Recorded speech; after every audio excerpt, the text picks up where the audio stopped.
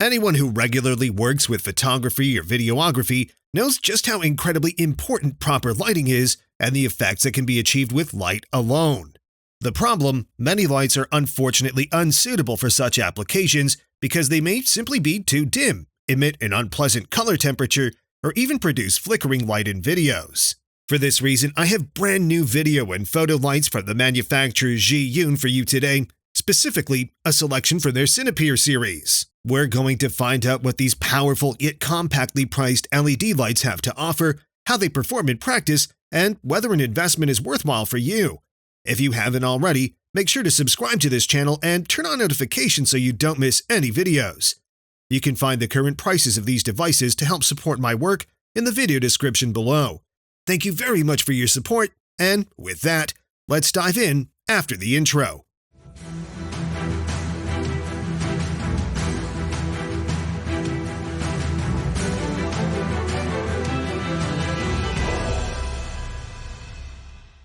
Whether photographer or videographer, the right lighting is just as essential as the camera itself. This was exactly what Zhiyun had in mind with the release of the new Cinepeer series, a lineup of powerful photo and video lights. Today on the table, we have a selection of these lights, ranging from super compact to highly powerful.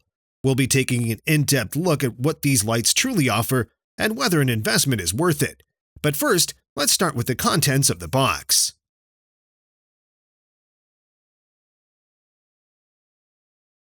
On the table in front of me are the three different models: the CM15, the smallest one in the test, the CF100, and the large C100. Depending on which device you choose, the contents of the box will vary. The most compact package, naturally, comes with the most compact light, the CM15. Included in the box, we get a quick start guide, a USB Type-C cable for charging and connecting the light, as well as the light itself and a diffuser. The CF100 is similar, though in this case, we also receive a thin fabric carry bag for safe transport. The largest package, in turn, comes with the big C100. Upon opening, you immediately see that the light is in a thick carrying bag, which makes transport easy and has space for additional accessories. For instance, it includes a compact quick start guide, a diffuser, an additional clamp mount, a power adapter, and similar items. This means everything you need to start using the lights right away is included, though it's worth noting that additional accessories, like more diffusers, barn doors, or reflector panels, can be purchased separately. So that's the rundown of what's included. Now, the three lights are unpacked here on the table, so we can take a closer look at each one in detail. I suggest we start with our first impressions and build quality.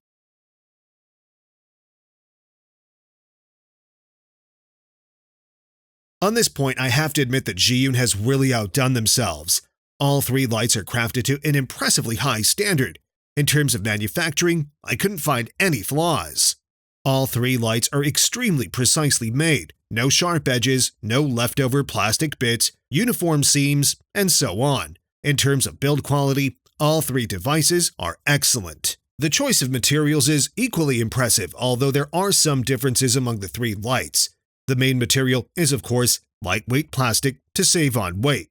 However, there's also faux leather, rubber, and especially on the C100, a good amount of aluminum on the back to help dissipate heat more effectively, which also gives it a noticeably more premium feel. In terms of size and weight, as you can see here on the table or in the video's data overlays, all three devices are, in my opinion, relatively compact, although they each serve different purposes.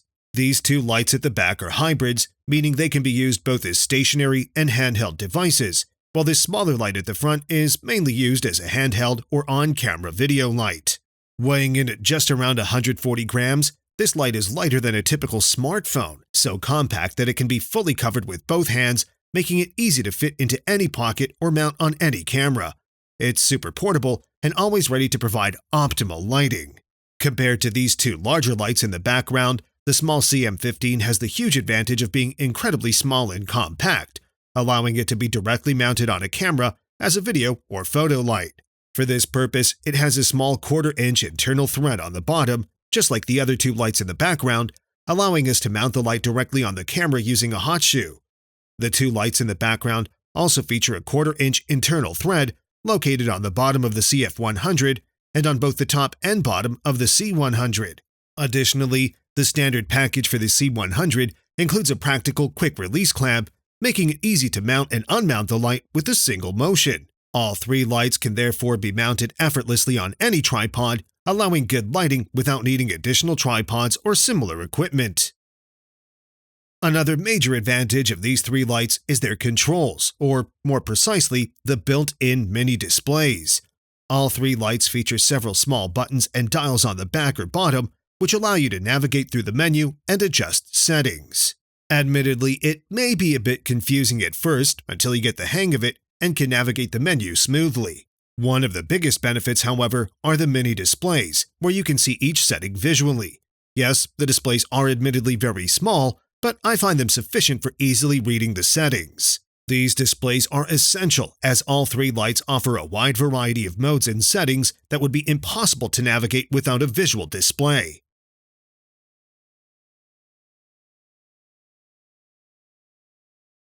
Before we dive into the amazing modes of these three lights, I suggest we take a closer look at their core, the light sources.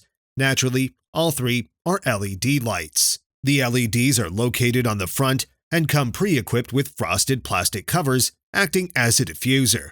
This setup provides clear advantages. It protects the LEDs from damage and offers diffused light that reduces harsh shadows and minimizes glare. Looking at the displayed number of LEDs in these three lights, it's clear that the largest model, the C100, has the most LED chips installed, allowing it to deliver the highest light output. Nothing particularly surprising there. What's much more interesting is the type of LED chips used on these boards. Unlike a standard phone flashlight with a fixed color temperature LED, all three lights include warm white, cool white, and RGB LEDs. This setup allows for an enormous color spectrum of up to 36,000 different colors, which we'll explore in more detail in the next section of the video.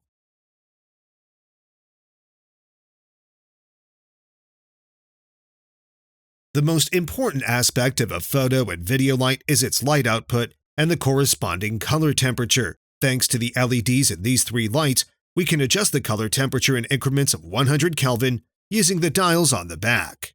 To be precise, the two stationary lights allow color temperature adjustments from 2700 Kelvin, which is warm white, up to 6500 Kelvin. The smaller CM15 offers an even broader range from 2500 all the way up to an impressive 10,000 Kelvin. This wide range allows you to achieve any lighting mood, from warm light for a cozy atmosphere to perfectly matching the camera's color temperature. Being able to set the color temperature on these lights is essential. That's why I also tested the color temperature using my measurement device, checking each 100 Kelvin increment. The results were quite good, and I could see the set color temperature on my device. The tolerance was around 100 Kelvin, although I'm not entirely sure if this variance is due to the measuring device's precision or actual differences in the individual lights. But that's not all. These two devices here also include built-in RGB LEDs, meaning they have red, green, and blue LEDs, which allow for even more color combinations on these devices. In fact, this enables us to choose from a total of 36,000 colors directly on these two lights for any given setting. In practice, this provides huge benefits as you can adjust the light to suit any need or preference, making these lights extremely versatile.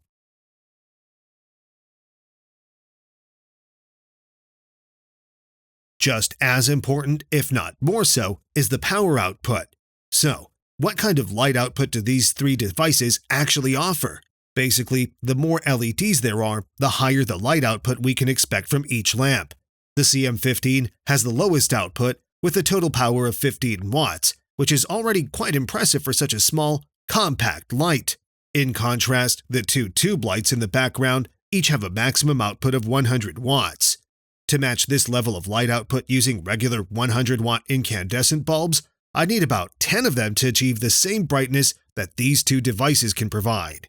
Plus, with all these LED lights, I can easily adjust the output from 0 to 100% in 1% increments, making it easy to tailor the light to suit my video or photography project.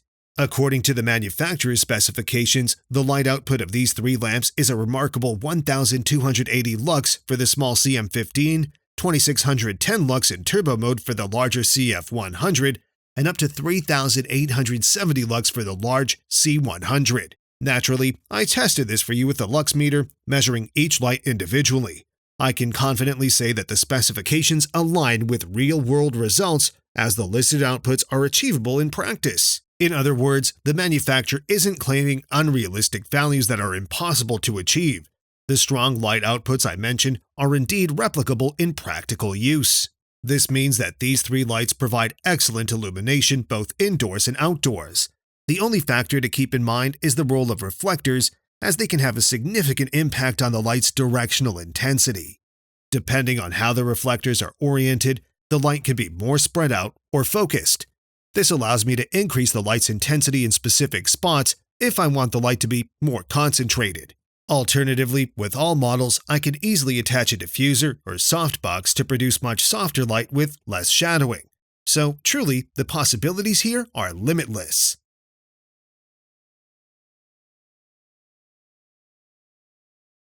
So some of you might be wondering, 100 watts is quite a lot. So how does this affect heat generation and potential noise from the fan? Basically, I can say that the heat generation here is significantly lower than that of a light bulb, though it's still present. For this reason, all three lamps are equipped with fans located on the back. The more powerful the model, the more fans it has, as you can see. The small CM15 has only one mini fan, while the larger CF100 has a total of 6. The largest, the C100, has 9 mini fans and quite substantial heat sinks, as it obviously has to dissipate much more heat. A major advantage of these lamps is that the fans are temperature controlled. This means the fans only activate once the LEDs exceed a certain temperature, which greatly reduces noise levels. Additionally, the fans are speed regulated, meaning they don't run continuously at full speed. Instead, their speed adjusts according to the current temperature. In practice, I ran all the devices at full power for an extended period and recorded the results. For the small CM15, the fan kicked in after about 30 seconds, ran at full speed after 60 seconds, and the device reached a maximum temperature of around 40 degrees at the air outlets, which I think is really impressive. The larger C100, on the other hand, activated its fans after about 1 minute and 30 seconds, reached maximum fan speed after 2 minutes, and stabilized around 50 degrees at the air outlets after about 10 minutes. Again, these are great temperatures for this device. As for noise levels, I took a few measurements as well. The small lamp is extremely quiet, reaching only around 37 decibels at full load. That's very, very low. The larger C100 in the background registered around 39 decibels, so it's slightly louder. You can hear the fans when there's absolute silence, but otherwise, all the devices perform very, very well.